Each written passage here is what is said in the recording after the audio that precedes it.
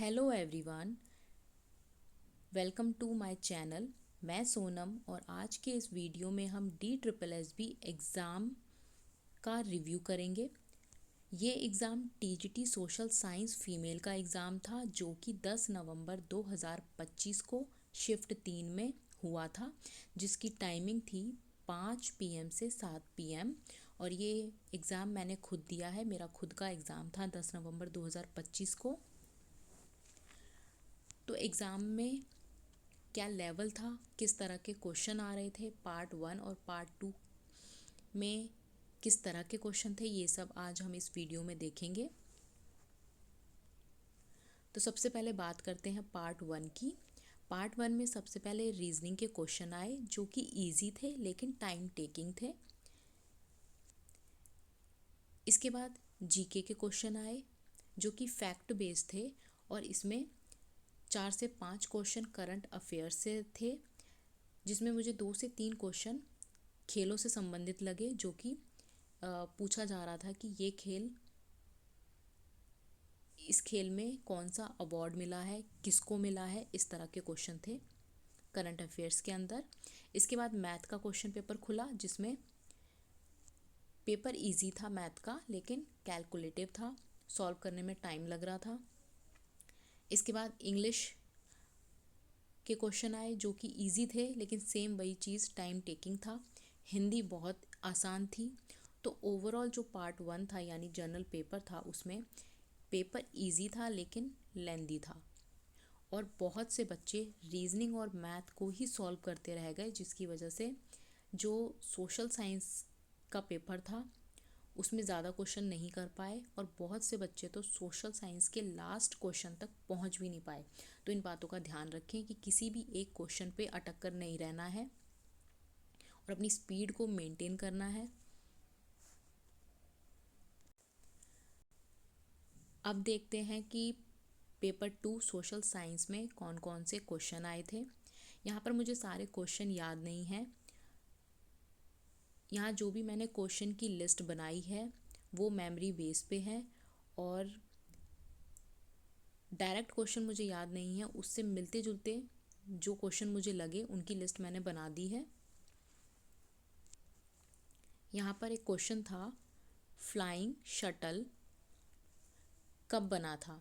ये कुछ घुमा फिरा कर पूछा गया था, लेकिन इसका जो आंसर था वो एक तो इसमें सन पूछा था, तो सन में तो इसका आंसर होगा 1733। और एक क्वेश्चन और फ्लाइंग शटल पर ही पूछा था कि इसको किसने बनाया था।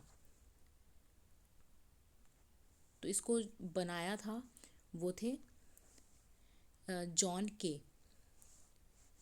तो जॉन के ने इसको बनाया था। इसके बाद एक क्वेश्चन था, कार्ल मार्क्स की बुक किसे समर्पित थी, यानी किस व्यक्ति को समर्पित थी। ऑप्शन में व्यक्तियों के नाम दिए गए थे और बुक का नाम था दास कैपिटल।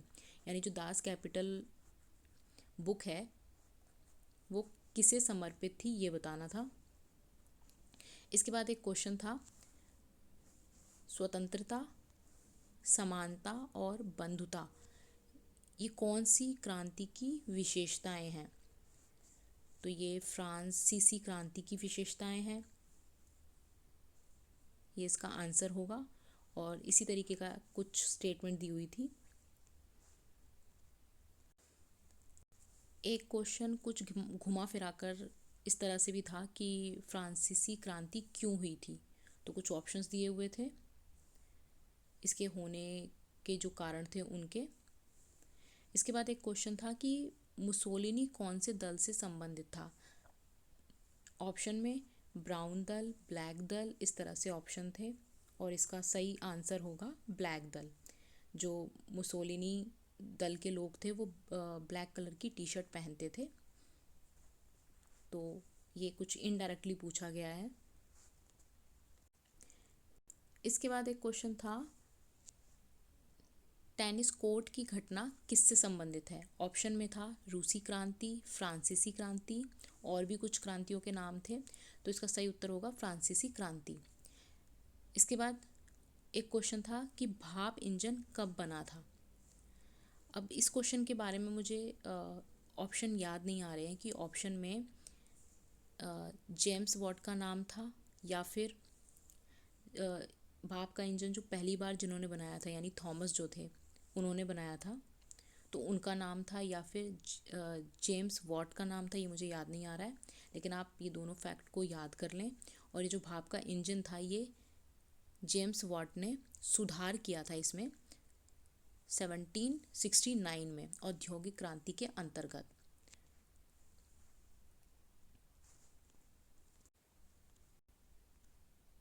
इसके बाद पॉलिटिकल साइंस में कुछ क्वेश्चन थे। पॉलिटिकल साइंस से क्वेश्चन बहुत ज़्यादा आए थे, लेकिन मुझे एग्जैक्टली क्वेश्चन याद नहीं है सारे के सारे, कुछ ही याद हैं तो उनको मैं यहाँ पर डिस्कस कर लेती हूँ। एक क्वेश्चन था, पंचायती राज को कौन से अनुच्छेद में संवैधानिक दर्जा मिला हुआ है? ऑप्शन में था 73 और 74, यानी 73वां और 74वां, इस तरह से कुछ और अनुच्छेद थे उसमें। तो इसका जो सही उत्तर होगा वो होगा 73वां अनुच्छेद। अगला क्वेश्चन है, राज्य संघ ये जो शब्द है ये कौन से भाग में कहा गया है?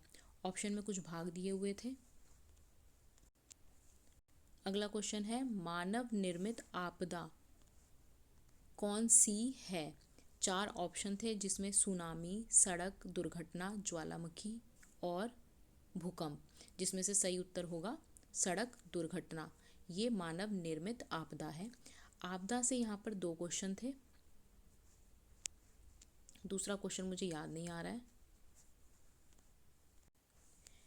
एक क्वेश्चन था, शक्तियों का बंटवारा, इससे क्या मतलब है?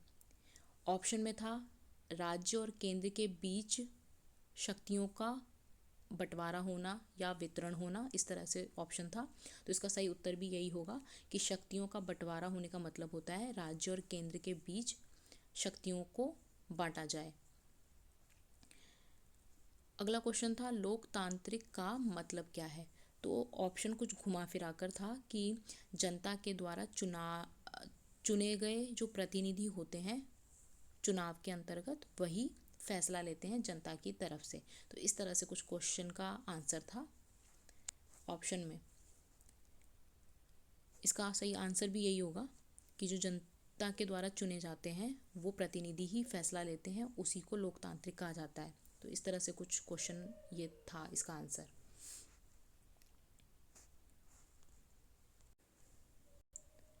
एक क्वेश्चन था कि हिमालय की सबसे बड़ी चोटी कौन सी है? ऑप्शन में एवरेस्ट था और K2 था। तो सही उत्तर होगा एवरेस्ट, और जो K2 है वो दुनिया की सबसे बड़ी चोटी है। इसके बाद एक क्वेश्चन था कि सरकार के बफर स्टॉक को कौन सी संस्था संभालती है? ऑप्शन में कुछ संस्था के नाम दिए हुए थे।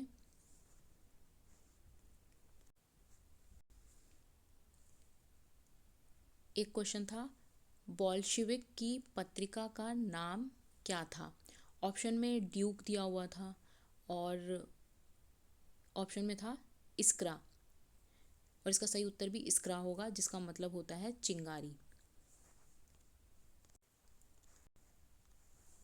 तो ये था TGT सोशल साइंस का एग्ज़ाम रिव्यू जो 10 नवंबर को हुआ था। इसमें बहुत से क्वेश्चन ऐसे थे जो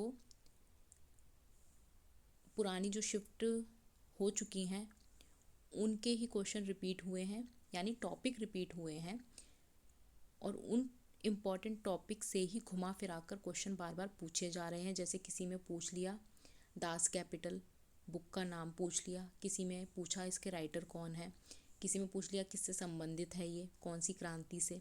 तो इस तरह से क्वेश्चन बन रहे हैं। तो जितने भी इम्पॉर्टेंट टॉपिक हैं उनको एक बार रिवाइज करके ज़रूर जाएं।